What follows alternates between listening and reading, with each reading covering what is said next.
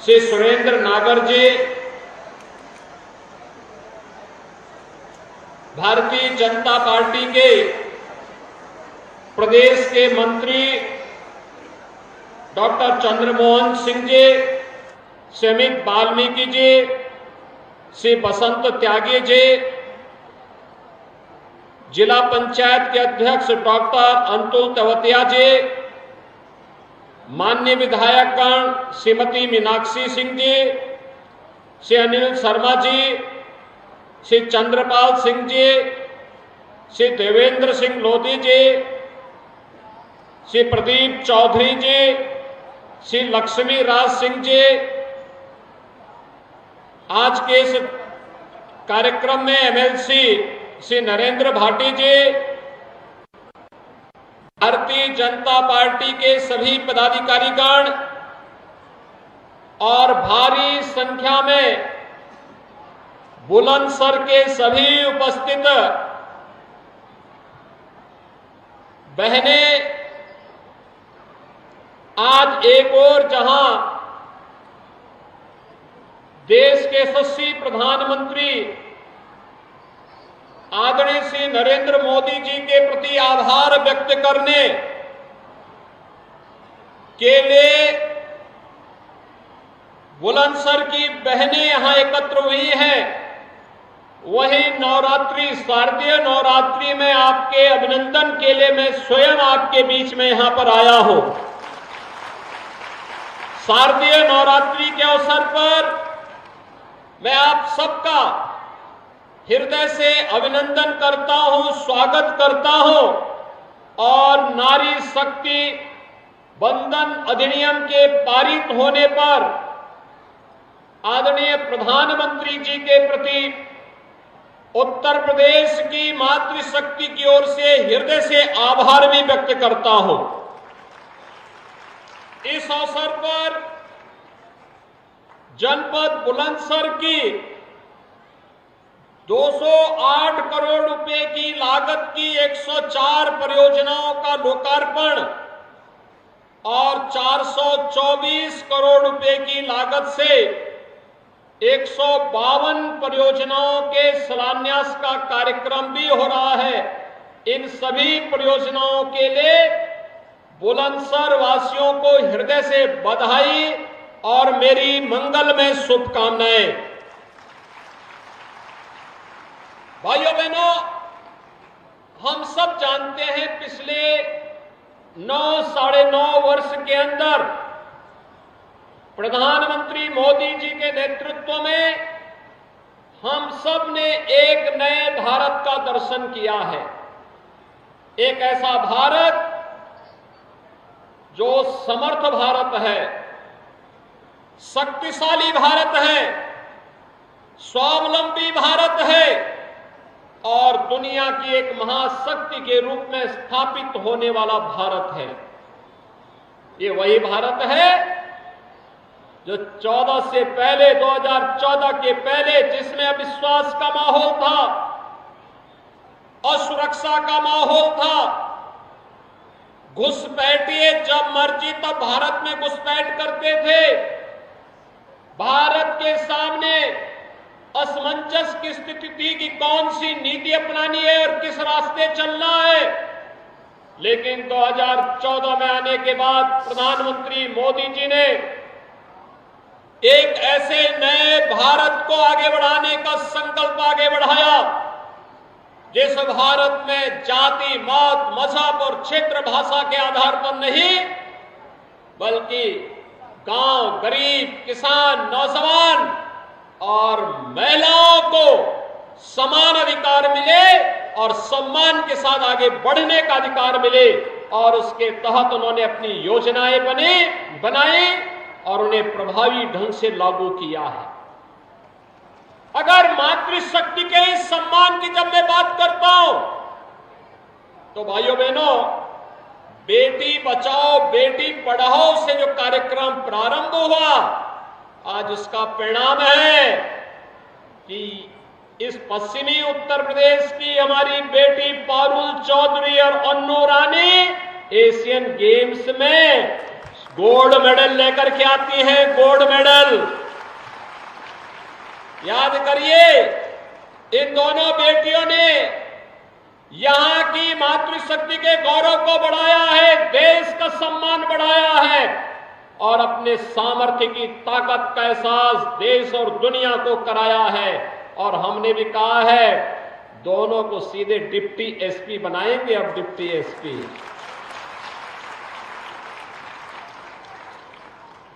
सरकार की घोषणा है, बहुत जल्दी समारोह आयोजित करके गोल्ड मेडल जीतने वालों को 3 करोड़, सिल्वर मेडल जीतने वाले को 1.5 करोड़ और कांस्य पदक जीतने वाले उत्तर प्रदेश के खिलाड़ियों को 75 लाख रुपए की सहायता का सम्मान समारोह भी हम लखनऊ में करने जा रहे हैं। और साथ साथ सरकारी नौकरी भी। भाइयों बहनों, आप मुझे बताइए, अगर प्रधानमंत्री जी इन बेटियों को बचाने की मुहिम और उनको पढ़ाने की मुहिम फिर खेलो इंडिया खेलो के कार्यक्रम को आगे नहीं बढ़ाते, फिर फिट इंडिया कार्यक्रम के मूवमेंट को आगे नहीं बढ़ाते, क्या इन बेटियों को इतना सम्मान मिल पाता? क्या वे आगे बढ़ पाते? और केवल यहीं पे नहीं, याद करिए, पहले माताएं घर में चूल्हा फूंकते फूंकते आंखों को खो देती थी। 45 साल 50 साल की उम्र होते होते ऐसे लगता था जैसे बुढ़ापा आ गया है।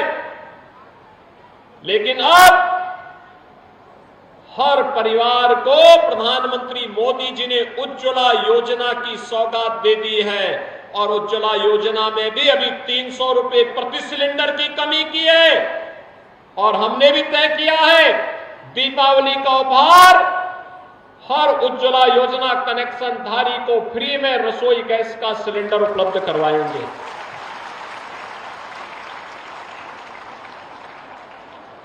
आखिर माताओं के लिए पहले कनेक्शन नहीं मिलता था। 14 के पहले रसोई गैस की कितनी किल्लत थी, किसी से नहीं छुपा हुआ है। लेकिन अब तो जब मर्जी तब कनेक्शन ले लो और गरीब परिवारों को तो फ्री में रसोई गैस के कनेक्शन। देश के अंदर लगभग 10 करोड़ परिवारों को जिन्होंने आजादी के बाद रसोई गैस का सिलेंडर नहीं देखा था, उन्हें इस सुविधा का लाभ मिला है। और उत्तर प्रदेश में 1 करोड़ 75 लाख परिवारों को इस सुविधा का लाभ मिला है, जिसमें 1 करोड़ 75 लाख बहनें और माताएं इस योजना से लाभान्वित हुई हैं।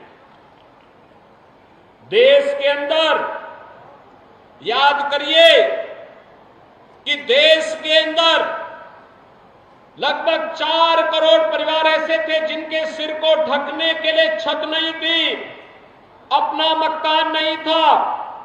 पहली बार प्रधानमंत्री आवास योजना में ग्रामीण और शहरी क्षेत्र में उन 4 करोड़ परिवारों को, जिसमें ज्यादातर मालिकाना अधिकार बहनों को दिया गया, प्रधानमंत्री मोदी जी ने घर का उपहार भी उन्हें देकर के लखपति बनाने का काम किया है।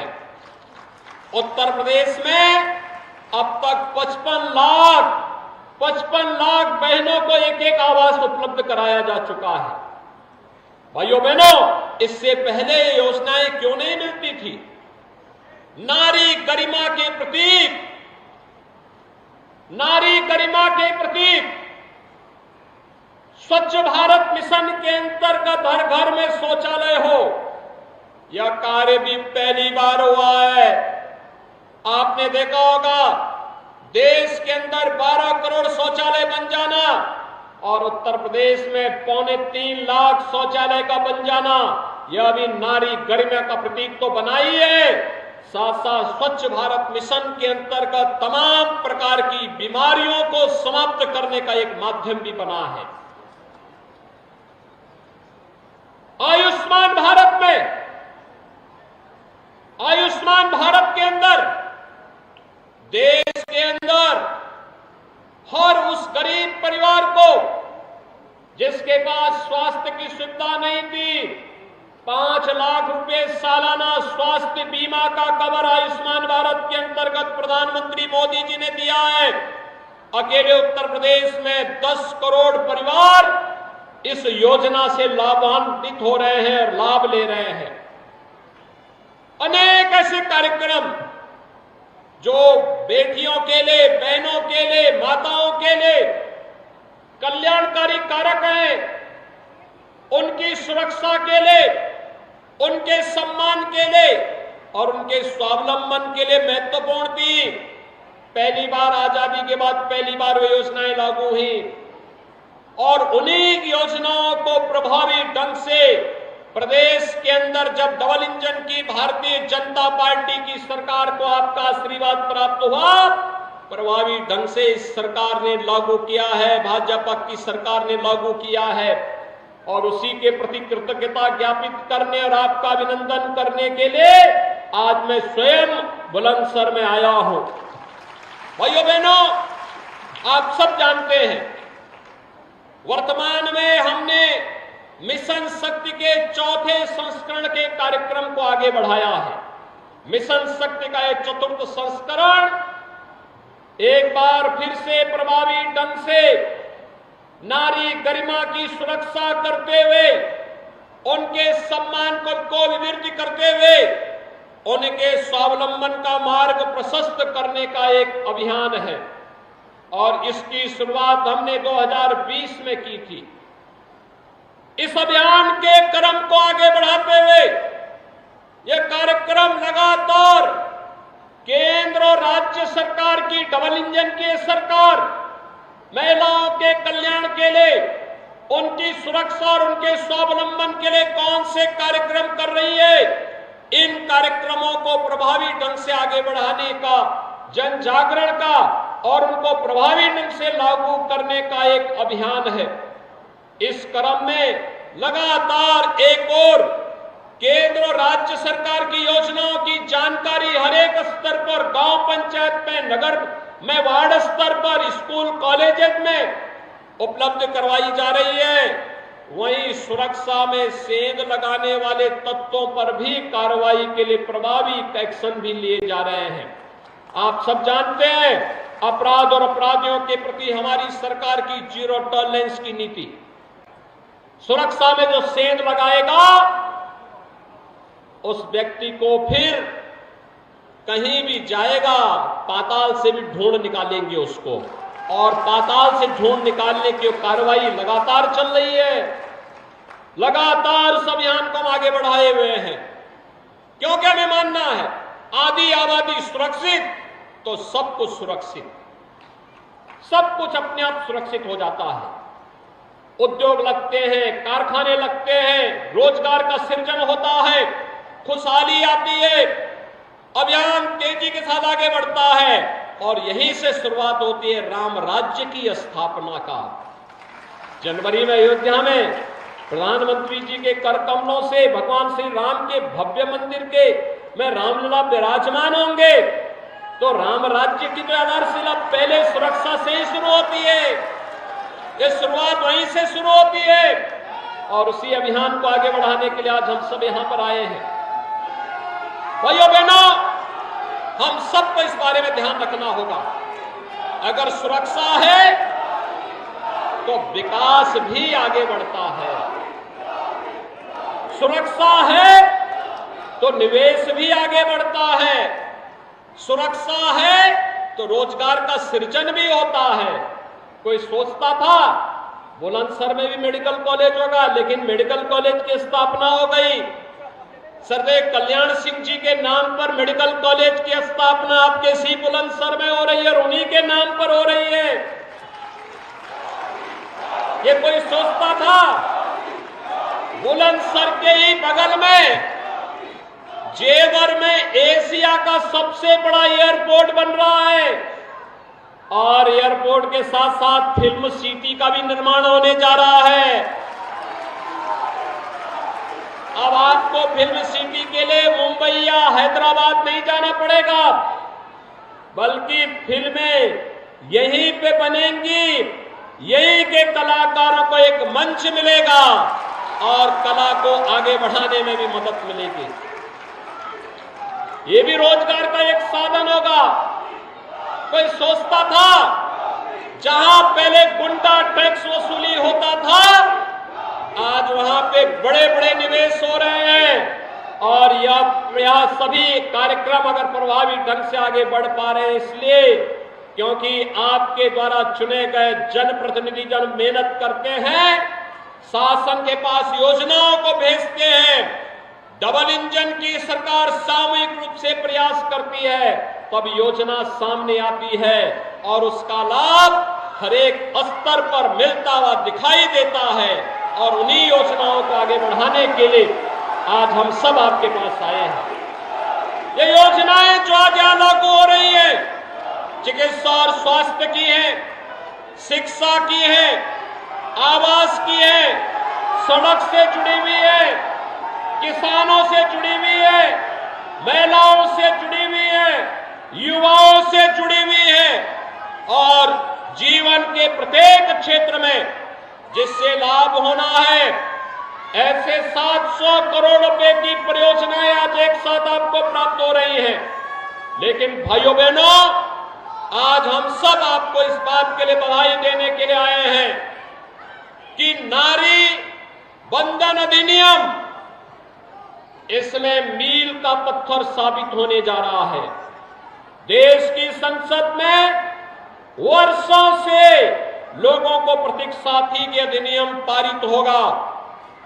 अब बहनों को पंचायत की तरह, स्थानीय निकाय की तरह विधानसभा और लोकसभा में भी 1/3 सीटों पर अतिरिक्त विजयी बनने का और चुनकर जाने का एक अवसर प्राप्त होगा। आप में से अगली बार तो बहुत सारी बहनें ऐसे होंगी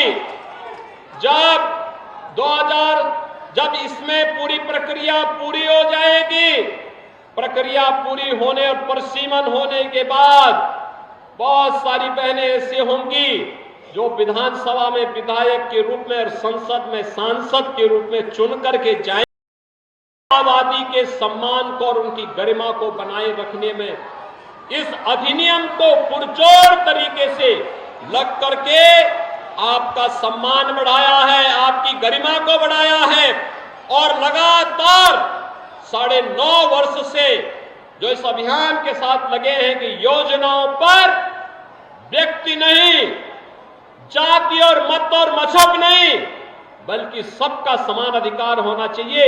आखिर बताइए ना, एक बेटी की कौन जाति होती है, एक बहन की कौन जाति होती है, एक गरीब माता की कौन जाति होती है? वह तो सबकी है, सबके प्रति उसका वात्सल्य है, सबके प्रति सम्मान रूप से उसका स्नेह प्राप्त होता है। इसलिए इसको जाति के दायरे में बांट करके नहीं, जो लोग नारी गरिमा और सम्मान पर सेंध लगाते थे वही इसको बांटने का कार्य करते हैं।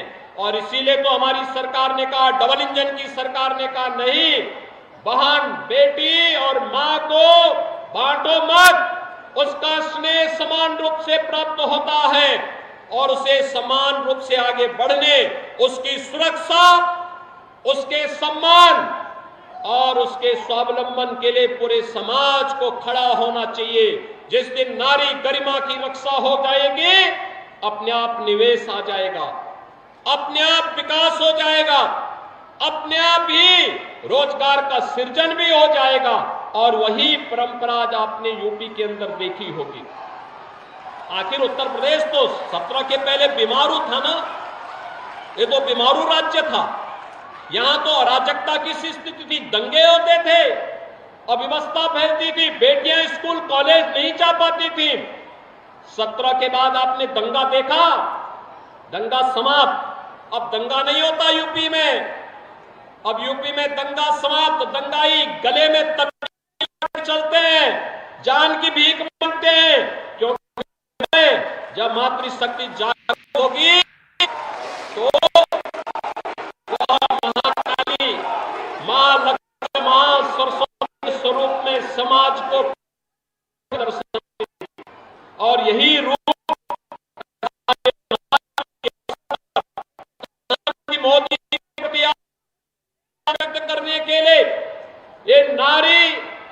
निबंधन अधिनियम के प्रति कृतज्ञता ज्ञापित करने के लिए सम्मेलन यहाँ आयोजित हुआ है। इस अवसर पर बुलंदशहर सभी बहनों का अभिनंदन करते हुए, प्रधानमंत्री मोदी जी के प्रति आभार व्यक्त करते हुए 700 करोड़ रुपए की इन परियोजनाओं के लिए जनप्रतिनिधियों को धन्यवाद और आप सब बुलंदशहर वासियों को हृदय से बधाई और शुभकामनाएं देते हुए अपनी वाणी को यहीं पे विराम देता हूं।